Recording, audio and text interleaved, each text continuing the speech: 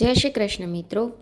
આજે આપણે પુરુષોત્તમ માસમાં અધ્યાય 10ની કથા અને પુરુષોત્તમ માસનું 10મા દિવસે કરવાની વાર્તા કરીશું. અધ્યાય 10 દુર્વાસા મેઘાવતી સંવાદ અને ગંગા સ્નાનની વાર્તા. અધ્યાય 10.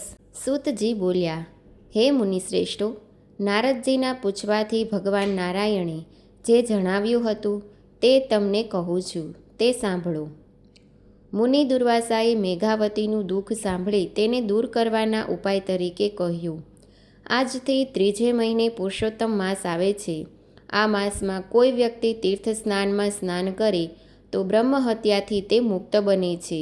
બીજા બધા મહિના, પખવાડિયા કે પર્વો આની તુલનામાં આવી શકે તેમ નથી. તેથી તું આ માસમાં વ્રત, પૂજન, દાન વગેરે કરજે. હું પણ આ પુરુષોત્તમ માસ સેવું છું. પોતાનો એક દાખલો આપતા દુર્વાસાએ જણાવ્યું કે એક વખત અંબરીશ રાજાને બાળી નાખવા મેં કૃત્યા છોડી હતી. તે વેળા શ્રીહરિએ તેમનું સુદર્શન ચક્ર મારી ઉપર છોડ્યું હતું, પણ પુરુષોત્તમ માસના સેવનના લીધે હું તેમાંથી ઉગરી ગયો હતો. એટલે મારી તો તને સલાહ છે કે તું પુરુષોત્તમ માસનું સેવન કરે. દુર્વાસા મુનિના આ વચનો દુર્ભાગ્યવશ મેઘાવતીને ન ગમ્યા. તેણે કહ્યું, હે મહામુનિ, બીજા મહિનાઓને હલકા કેમ ગણું છું? ઉપરાંત પૃથ્વી પર સૂર્ય, શંકર, ગણપતિ, જગદંબા આદિ દેવદેવીઓ મનવાંછિત ફળ આપનાર છે. હું તો શ્રી રામ અને શંકર ભગવાનને શ્રેષ્ઠ માનું છું. હું રાત દિવસ તેમનું ધ્યાન ધરું છું. એ મારા દુઃખો નહીં કાપે? આપ પુરુષોત્તમ માસના આટલા બધા વખાણ કેમ કરો છો? મેઘાવતીના આ વચનો સાંભળીને દુર્વાસા મુનિ ક્રોધથી લાલચોળ થઈ ગયા. છતાં પોતાના મિત્રની અનાથ પુત્રીને તેમણે શાપ આપ્યો નહીં. તેમણે વિચાર કર્યો કે આ બાળક બુદ્ધિ છે, તેને પુરુષોત્તમ માસના પ્રભાવની ખબર નથી. વળી તે શોકમાં ડૂબેલી છે, એટલે તે મારા શાપને સહન કરી શકશે નહીં. તેમણે દયા લાવી કહ્યું, હે ભાગ્યહીન છોકરી, તું મારા મિત્રની પુત્રી છે. સારા સાર સમજી શકતી નથી, તેનું મને દુઃખ છે. તે પુરુષોત્તમ માસનો અનાદર કર્યો છે, તે ઠીક નથી કર્યું. હું તો બદ્રિકાશ્રમ જાઉં છું, તારું કલ્યાણ થાવું. પણ શુભ કે અશુભ જે થવાનું હોય છે તેને કોઈ પણ ટાળી શકતું નથી. દુર્વાસા મુનિ તો જતા રહ્યા. પછી પુરુષોત્તમ માસનું અપમાન કરવાને કારણે તે મુનિકન્યા ઝાંખી પડી ગઈ. લાંબો સમય વિચાર કર્યા પછી તેણે ભગવાન શંકરનું આરાધન શરૂ કર્યું, કેમ કે તે માનતી હતી કે ભગવાન શંકર તત્કાળ ફળ આપનાર છે. શ્રી બૃહસ્પદેય પુરાણના પુરુષોત્તમ મહાત્મ્યનો દુર્વાસા મેઘાવતી સંવાદ નામનો 10મો અધ્યાય સંપૂર્ણ થાય છે. હવે આપણે પુરુષોત્તમ માસમાં 10મા દિવસે કરવાની વાર્તા કરીશું. ગંગા સ્નાનની વાર્તા. એક ગામ હતું. તેમાં બ્રાહ્મણ પોતાના દીકરા સાથે રહે. દીકરો મોટો થતાં બ્રાહ્મણે તેને પરણાવ્યો. તેની વહુ આવી એટલે બ્રાહ્મણે દેવદર્શન, પૂજાપાઠ અને કર્મકાંડમાં ધ્યાન આપ્યું. કર્મકાંડને કારણે બ્રાહ્મણ પાસે 2 પૈસાની મૂડી થઈ હતી. તે જરૂરિયાતવાળા ખેડૂતને પૈસા ધીરતો. ખેડૂત પાક પાકતા તે વેચી બ્રાહ્મણને વ્યાજ સાથે મૂડી પરત કરતો. બ્રાહ્મણે એક દિવસ કર્મકાંડનું કાર્ય પતાવી ઘેર આવ્યો ત્યારે દીકરાની વહુએ રસોઈ તૈયાર રાખી નહોતી. આથી બ્રાહ્મણે દીકરાની વહુને ઠપકો આપ્યો. વહુ જરા મિજાજવાળી હોવાથી તેણે તો કોઈને કહ્યા વગર પિયર ચાલતી પકડી. બ્રાહ્મણનો દીકરો ઘેર આવ્યો ત્યારે પિતા પાસેથી બધી વિગત જાણવા મળી.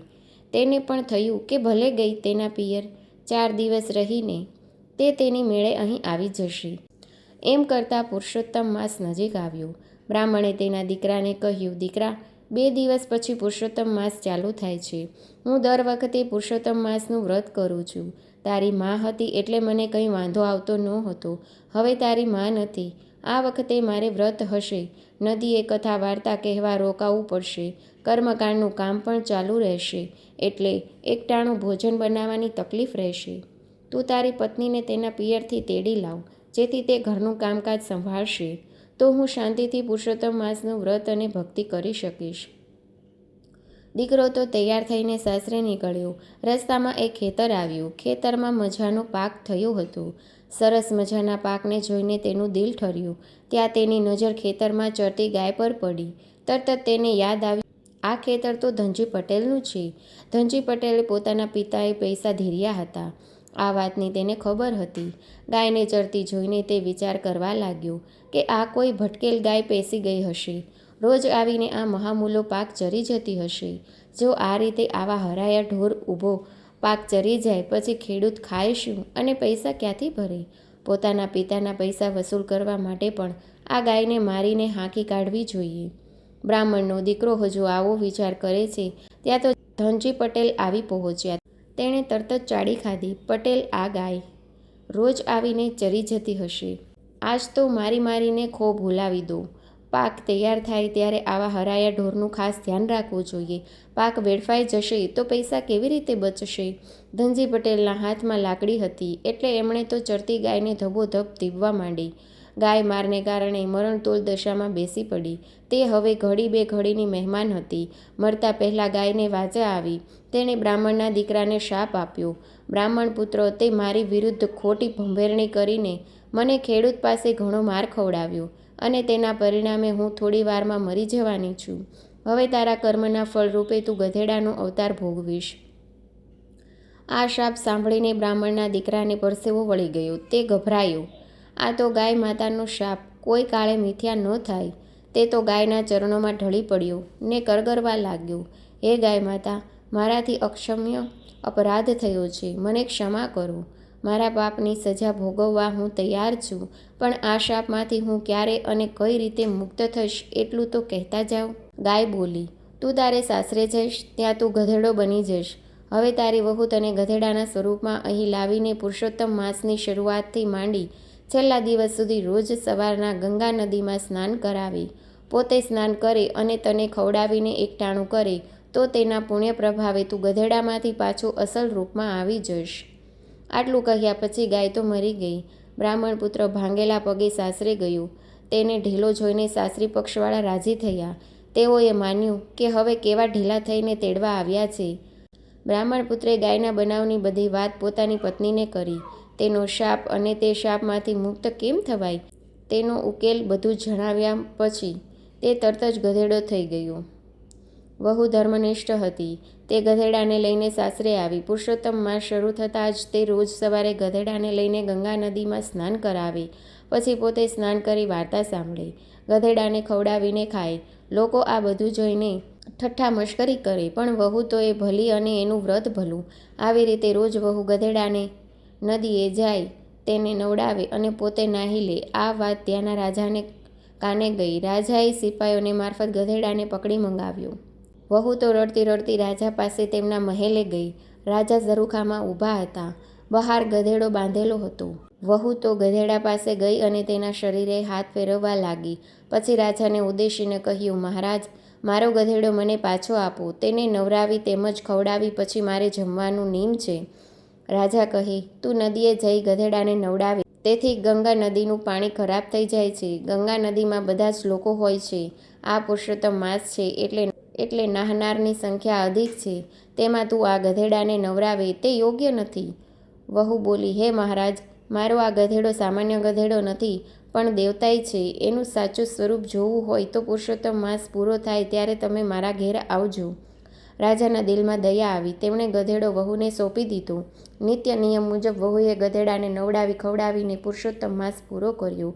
હવે તે ગાય માતાના શાપમાંથી મુક્ત થવાની તૈયારીમાં હતો. વહુએ ગંગાજળનો લોટો ભરી લાવી ગધેડા પાસે ઊભા રહી પ્રાર્થના કરવા લાગી.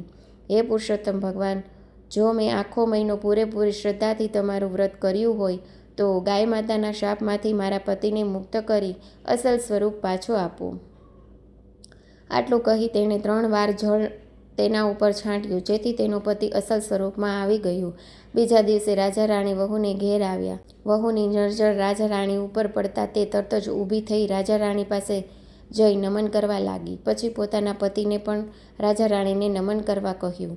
છેવટે વહુએ બધી વાત કરી. પુરુષોત્તમ માસના વ્રત સ્નાનનો આવો અલૌકિક મહિમા જાણી રાજા રાણીએ પણ આજીવન પુરુષોત્તમ વ્રત રાખવાનો સંકલ્પ કર્યો. ગામ લોકોને પણ આ પ્રસંગ પછી પુરુષોત્તમ માસના વ્રત અંગે વધુ આસ્થા અને શ્રદ્ધા બેઠી. ગંગાજળ સમજળ નહીં, જે પાપ બધાના ધોઈ પતિતને પાવન કરે.